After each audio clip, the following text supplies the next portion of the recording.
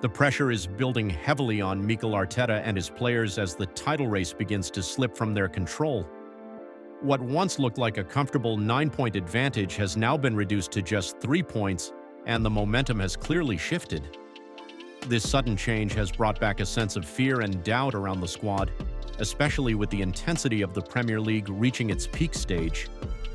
The situation becomes even more worrying when you consider that Manchester City still have 2 games in hand. This means that despite Arsenal currently being ahead, the reality is that City have the power to overtake them if they win those matches. It creates a psychological edge for City and adds even more pressure on Arsenal, who now feel like they cannot afford a single mistake. This scenario feels very familiar to fans, almost like a... Cal, just your thoughts after that one. Well, extremely disappointing, obviously. It's a big punch on the face, and it's about how we react now. What didn't quite work for you out there? Was it difficult to find a flow, and was that something that your team did, or did Bournemouth prevent it? Well, I think credit to them for what they've done. It's a team that obviously hasn't lost for 11 games for a reason, because they do a lot of things right. And when we had, especially in the first half, a lot of opportunities when we break the press, we regain the ball to run, to have open spaces. We were far from efficient, and the first chance, I think, or the first opportunity that I have to attack the box is a deflection. We have a really bad defending action, and it costs us the goal. And that's obviously emotionally something that we have to deal with. We try to recover from there, try to push them, score the goal from the penalty in the second half. You expect a different game, but yeah, we did a lot of strange things today, I would say. Is that a surprise to you?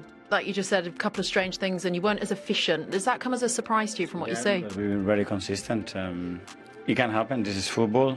Sometimes you have to give credit to the opposition as well for what they do, or the way they capitalize. I don't know how many shots they had, but the way they capitalize in our actions, our errors, and we were far from the level today. How much is this hurting the boys in the dressing room right now? A lot, and it has to hurt, and you have to take it on the chin, and there is no grey areas now. You stand up and go for the fight, or you are out, and that's it. That's what this level is going to require now.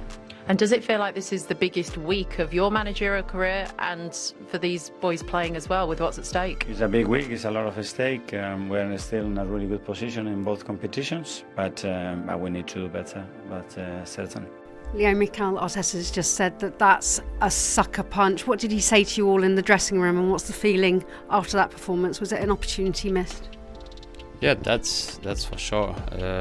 Everyone is disappointed with the result. We wanted to win this game, and it was a big game for us. But yeah, we cannot change that anymore. We can only look towards the next games, and we need to take this in and get better into next week.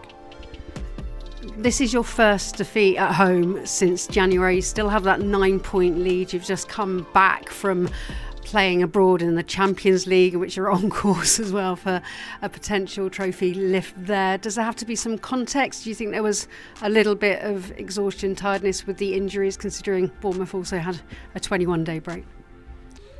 Yeah, we know we have some injuries, but I think we don't need to make any excuses. Today wasn't at our level where we're supposed to be, and as I said, we need to learn from this as well. We have a big game again in the midweek, so we have to turn this around quickly and get our heads in the same way. And now Manchester City playing against Chelsea before you meet. That's the big encounter, and then the return leg of the Champions League. Fans booing as you all went off the pitch. What's your message to them? Because you're in such a good position, still that 9-point cushion. Do you believe you can still win it all?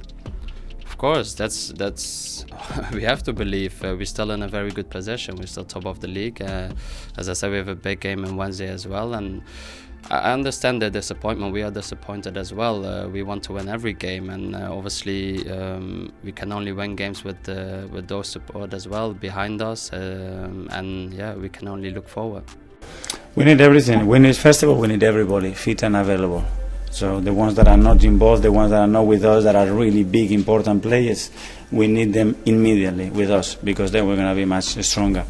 And then the other ones, we need to stand up, me the first one, and embrace this challenge and go for it. So today we have to suffer.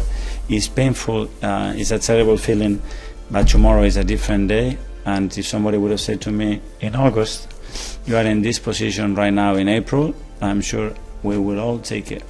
Our next game is back here in front of our supporters. How much are you looking forward to Champions League quarter-final against Sporting?